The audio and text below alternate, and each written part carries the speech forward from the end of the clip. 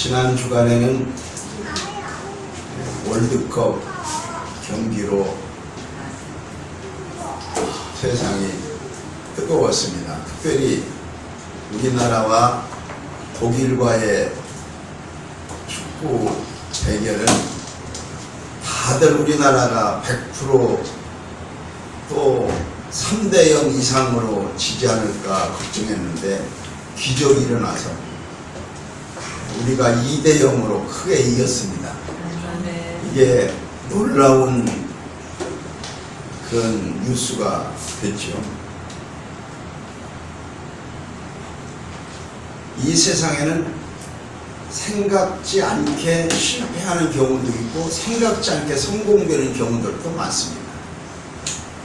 그러나 예수님을 믿는 우리들은 주 성령 하나님이 함께 하시면 언제나 성공할 수 있습니다. 오늘 7월 첫째 주일 성찬 주일을 맞이하면서 우리가 구원의 감격을 다시 한번 회복하고 하나님께 크게 영광을 돌리는 귀한 주일을 축복합니다. 그렇게 하기 위해서는 예배드리는 것이 부담스러운 숙제같이 예배드리지 말고 축제같이 예배드려야 됩니다. 우리 한번 옆에 계신 분에게 따라서 한번 해봅시다. 숙제같이 예배하지 말고 축제같이 예배합시다. 숙제같이 하지 말고 축제같이 예배합시다. 월드컵 경기는 세계적으로 수많은 나라들이 다 그 뜨거운 그런 아주 열전으로 월드컵 스타들이 많은 국제적인 그런 인기를 얻는 가운데 특별히 호날두라고 하는 선수는 아주 최고의 선수입니다. 그 호날두는 어렸을 때에 자기 아버지가 알코올 중독자였고 어머니는 먹고 살 길이 없어서 청소부를 해서 조금씩 청소부 노동을 해서 가난하게 살았다고 합니다. 그런데 12살 때에 8살 때부터 축구를 시작을 했는데 호날두가 12살 때에 입단을 하면서 청소년 축구 단체에 입단을 하면서 이제부터는 어머니 고생하지 않아도 살 수 있도록 해드리겠습니다. 이렇게 약속을 하면서 나를 낳으시고 기르신 알코올 중독자 아버지, 고생하면서 그렇게 사시는 우리 어머니 내가 효도해야 되겠다. 그래가지고 그냥 얼마나 열심히 축구를 했는지 밤낮 그 일에 아주 목숨을 걸고 했대요. 그래서 연습벌레라고 아주 별명이 붙었답니다. 그가 세계적인 선수로 33살이 됐을 때에 그 연봉이 1천억, 1년 연봉이 1천억, 100억도 아니고 1천억, 우리 돈으로 1천억 이상. 그러니까 세계적으로 최고의 그런 연봉을 받을 수 있는 거죠.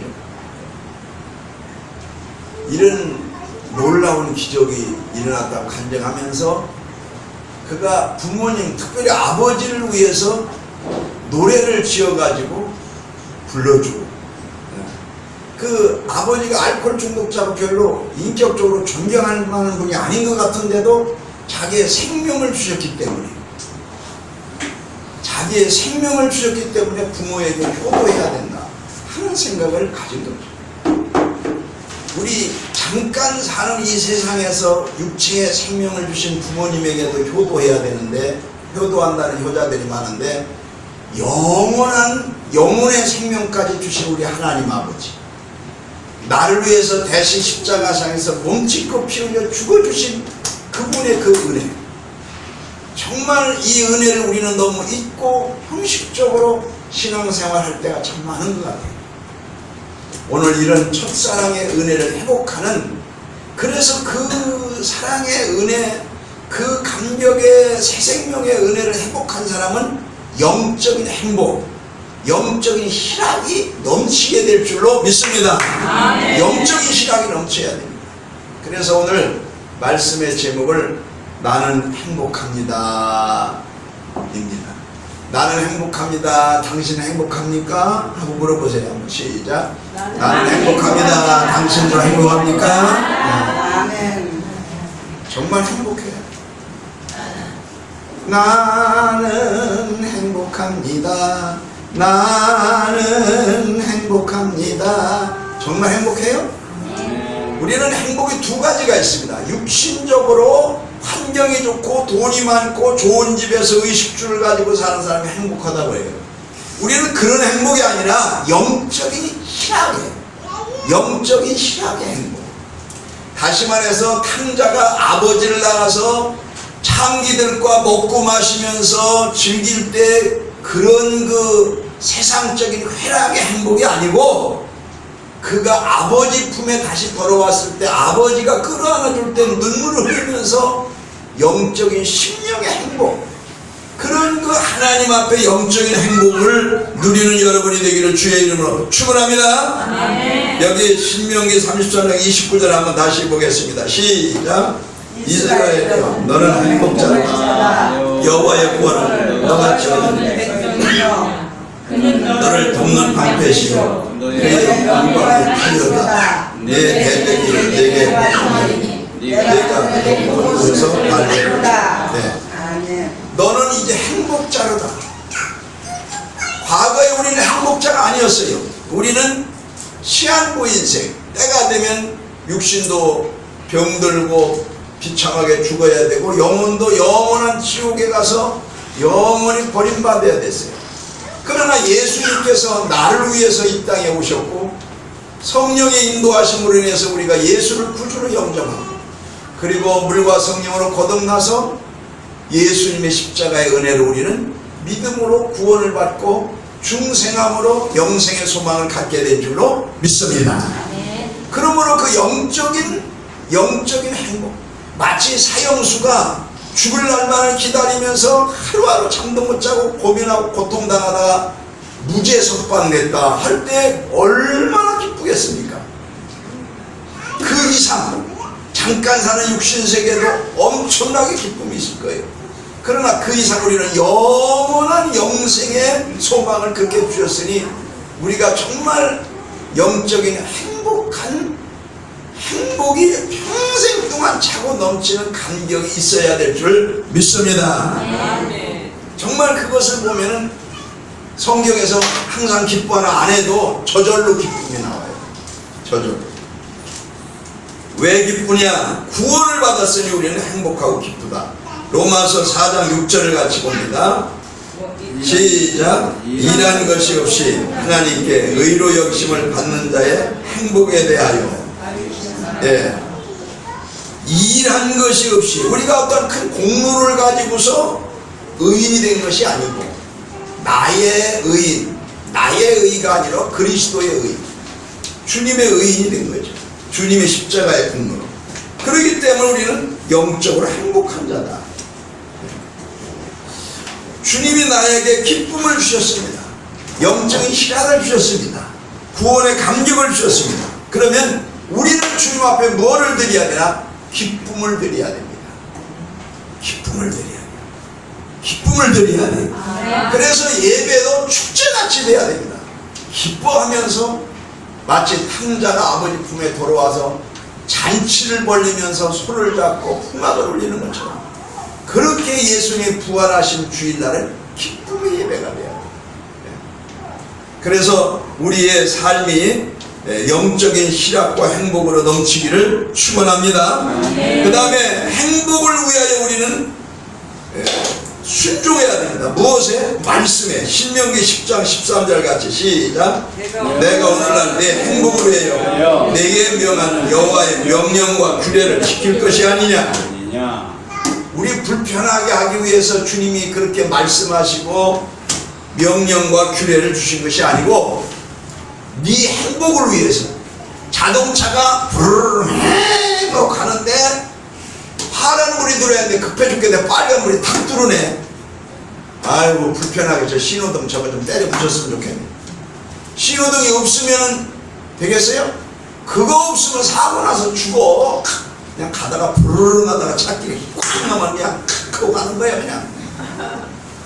아니 그게 내 행복을 위해서 신호등을 주셨듯이 하나님의 말씀은 신호등과 같다. 신호등과 같다. 그래서 빨간불 들은 사람 들어왔을 때 어떤 사람은 빨리 가라고 빨간불 들어왔대요. 빨간불 들어왔을 때는 스탑. 우리 하나님의 말씀도 하지 말라 하라 두 가지로 되어 있죠. 파란불과 빨간불 두 가지입니다. 가라 서라 하듯이. 그래서 하나님 말씀이 가라사대 그러면 가는 거요, 오라사대 하면 오는 거요, 서라사대 하면 서는 거요. 말씀대로 성경이 무엇을 말하느냐 하나님의 말씀대로 우리는 해야 될 줄로 믿습니다. 그것은 바로 나의 행복을 위해서, 우리의 행복을 위해요. 행복은 어디에 있나? 우리 마음에 있습니다. 마태복음 15장 8절 같이 봅니다. 이 백성이 입술로 나를 존경하나 마음은 내게서 멀도다. 마음이 멀으면 그 사람 행복하지 않습니다. 주님을 모시고 있어야 돼요. 가리기를 들면 마음을 다하고 뜻을 다하고 성품을 다하여 주 하나님을 사랑하라고 하시는 말씀 그대로 될 때 우리는 예배드리며 예수를 믿으며 신앙생활하며 행복하지, 억지로 하면 절대로 행복하지 않습니다. 신앙생활하는 것이 부담스럽고 행복하지 않습니다. 우리가 진실로 속에서부터 하면, 마음에서부터 우러나면 정말로 입술과 마음이 깍깍 따로 노는 것이 아니라 마음에 가득한 것을 입술로 말하느니라 한 것처럼 마음에 있는 그대로를 고백할 때 행복합니다. 신앙과 사랑은 진실해야 행복합니다. 거짓이 있으면 그때부터 스스로 괴롭고 불행해지는 것입니다. 마태복음 11장 23절 같이 시작. 내가 진실로 너희에게 이르노니 이 산을 들려 바다에 던지우라 하면 그 말하는 것이 이룰 줄 믿고 마음에 의심치 아니하면 그대로 되리라. 자, 우리는 행복하게 하루하루를 기쁨으로 살려고 그러는데 태산과 같은 문제가 있어요. 돈에 대한 문제 있어요. 이 돈 문제 해결하지 않으면 어떡하나. 그 근심 걱정이 생깁니다. 질병의 문제가 있어요. 어휴 아픈데 이거 큰일 나네. 암병 아닌가. 얼마나 내가 살을 수 있을까. 걱정이 있어요. 이런 걱정 저런 걱정 다 있죠. 수많은 걱정들이 있어요. 이게 마치 산과 같아요. 그런데 이 산을 들려 바다에 던지우라 하여도 뭐 믿음을 가지고 예수님의 이름으로 명령하면서 믿음을 가지고 바람아 잔잔하라 파도야 고요해라 예수님의 명령했듯이 예수님의 권세를 가지고 그렇게 우리는 기도하면서 믿음으로 담대하게 나가면, 믿음은 바라는 것들이 실상이요 보지 못한 것이 증거니 라고 한 것처럼 선진들이 했던 기적이 우리에게도 일어나는 줄 믿습니다. 얼마든지 그 역사가 일어납니다. 어떤 것이? 이 산더러 바다에 던지우라 해도 이를 믿고 의심치 않으면 그대로 되리라. 이 말은 태산 같은 문제도 해결이 된다는 거예요.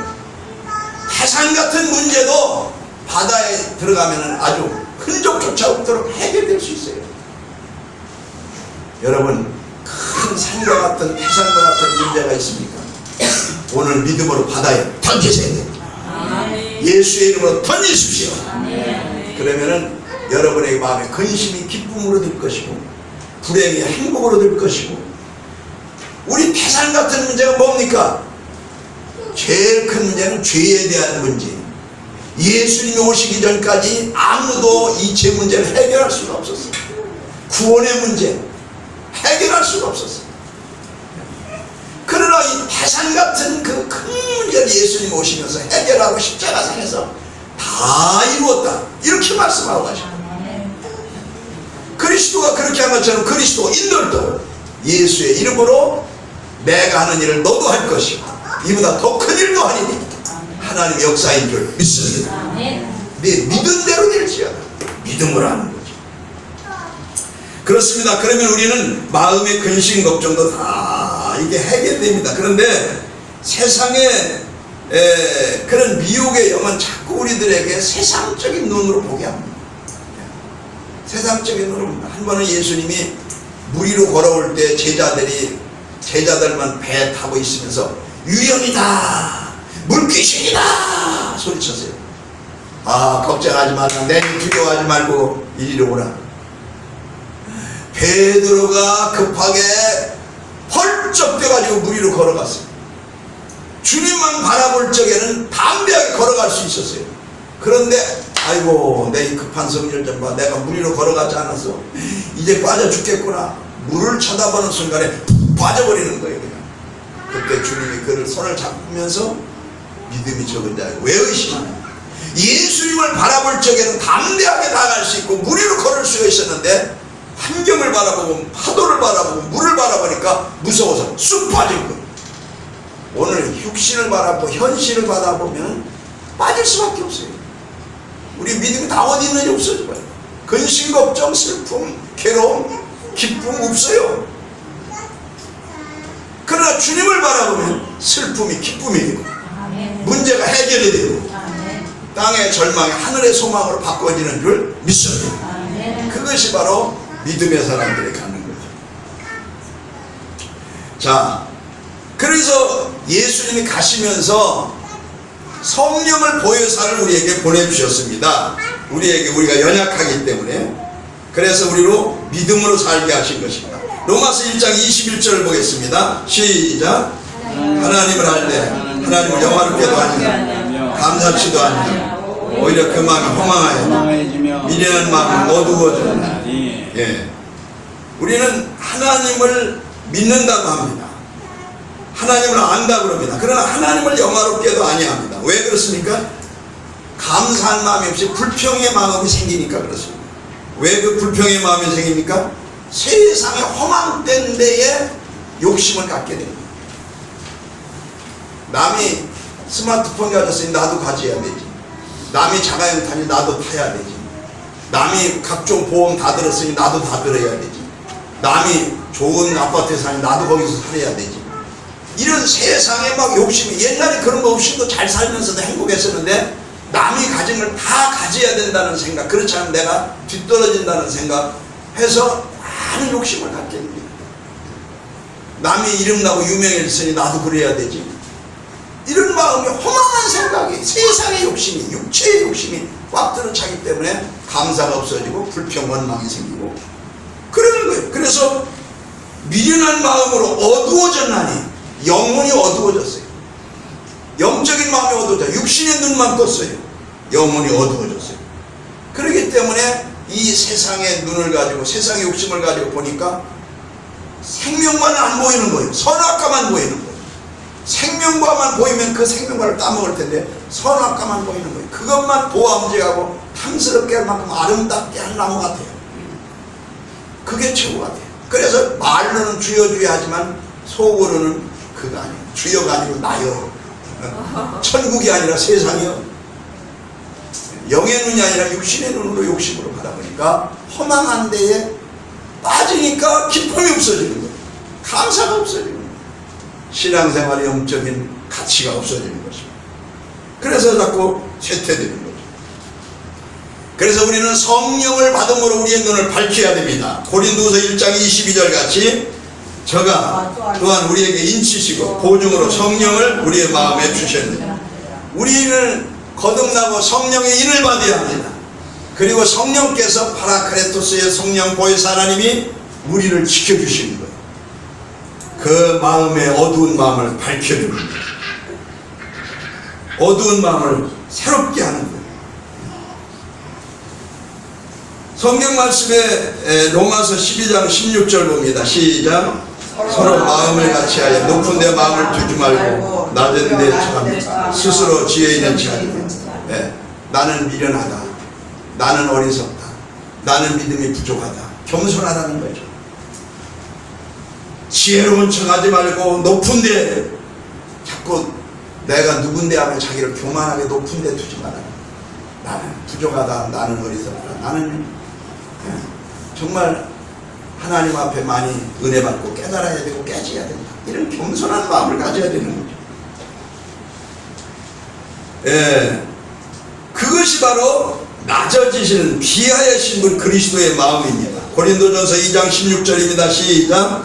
누가 주의 마음을 아서 주를 가르치겠냐? 그러나 우리가 그리스도의 마음을 가졌느냐? 그리스도의 마음이 종의 마음이요, 겸손한 마음이요, 아주 낮은 자의 마음이죠. 우리는 하나님 앞에 드리는 것들입니다. 시간을 드리고 예배를 드리고 헌금을 드리고 이 모든 것이 내 마음에서 즐거움으로 드리는 것이 좋은 것입니다. 연보를 드릴 적에도 즐거움으로 드리지 못하면 드리지 마세요. 즐거움으로 드릴 수 있는 것만큼만 드리세요. 즐거움으로 드릴 수 없을 때는 그런 마음이 생길 때까지 드리지 마세요. 그렇게 억지로 하다 보면 시험이 들어요. 스스로 즐거운 마음으로 할 수 있을 때에 우리 주님 받으시는 겁니다. 그래서 고린도후서 9장 7절에는 이렇게 말합니다. 시작. 각각 그 마음에 정한 대로 할 것이요 인생을 앞질하지 말지니 하나님을 즐겨내는 자를 사랑하시라. 네, 어떤 사람은 헌금을 꾸어서 했는데도 너무 기뻐서 잠이 안 오는 사람도 있고, 어떤 사람은 있는 물질 가지고 했는데 그냥 작은 돈 내려고 했더니 수표가 들어가 가지고 며칠 잠을 못 잤다는 사람도 있고, 실수해 가지고. 이게 각각 다르거든요. 그 마음에 정한 대로 할 것이며 즐거움으로 할 때는 아무리 어려운 환경 속에서도 기쁨과 행복과 감격이 그 사람에게 이미 하늘에서 응답됐기 때문에 땅에서도 마음에서도 그렇게 오거든요. 그렇습니다. 그래서 우리는 마음의 눈을 열어야 됩니다. 에베소 1장 18절 시작. 너희 마음의 눈을 여사 내 부르심의 소망이 무엇이며 성도 안에서 기업의 풍성함이 무엇이며. 마음의 눈을 여사, 찬양이 있죠. 내 마음의 눈을 여소서, 내 마음의 눈을 여소서 하는 찬양이 있죠. I want to see you. 내 마음의 눈을 여소서. 그 마음의 눈을 열어야 되는데 마음은 칠흑같이 어두워져 있고 육신의 눈만 밝으니까 세상의 욕심만 생기는 거예요. 그래서 그 욕심과 정욕이 사람을 힘들게 하고 괴롭게 하고 기쁘지 않고 슬프게 하고 고통스럽게 하고 행복을 뺏어가는 거예요. 자꾸 남하고 비교하는 거예요. 상대적으로 자꾸 비교하는 거예요. 그래서 스스로 불행해지게 만드는 것입니다. 오늘 이런 사람은 두 마음이라는 겁니다. 야고보서 1장 8절 같이 봅니다. 시작. 두 마음 부모 모든 일에 정함이 없는 자라. 자, 정함이 없는 사람은 절대로 능력이 있어도 성공하지 못한다는 겁니다. 왜냐하면은 청소년들에게 물어봅니다. 너 나중에 뭐 될까요? 글쎄 뭐 될까요? 아직도 정하지 못했어요. 그런 사람들이 많아요. 그래서 부모가 시키면 시키는 대로, 친구가 시키면 시키는 대로, 선배가 이거 한번 해봐 그럼 그거 했다가, 또 누가 뭐 아는 사람이 저거 한번 해봐 그거 하지 말고 그럼 그거 했다가, 정함이 없어요. 목표가 없어요. 인생에. 우리는 하나님의 나라의 목표, 그 나라와 그 영광을 위한 목표, 그리고 하나님께서 우리에게 오늘의 목표와 올해의 목표와 일생의 목표를 분명히 가지고 영적인 눈을 열어서 행복한 삶을 사시기를 주의 이름으로 축원합니다. 아멘. 그러므로 오늘 우리는 정말로 행복해야 됩니다. 우리 주의 성령님이 여러분들을 도와주실 줄로 믿습니다. 아멘. 우리는 죄 문제 해결하고 하나님의 자녀 영생을 얻게 행복합니다. 아멘. 오늘 우리는 보혜사 성령님을 보내주셔서 그 성령이 우리를 지켜주시고 우리의 삶을 안내해주면서 말씀의 진리로 우리를 인도해 주셔서 우리는 행복합니다. 아멘. 우리는 세상의 욕심을 버리고 하늘의 영안을 열어서 그 나라의 소망을 바라보면서 우리는 영적으로 행복해서 세상 사람은 나를 부러워하지 않아도 나도 역시 세상 사람 부럽지 않고 하나님의 나라의 행복을 충만히 받는 여러분이 되기를 예수님의 이름으로 축원합니다. 할렐루야.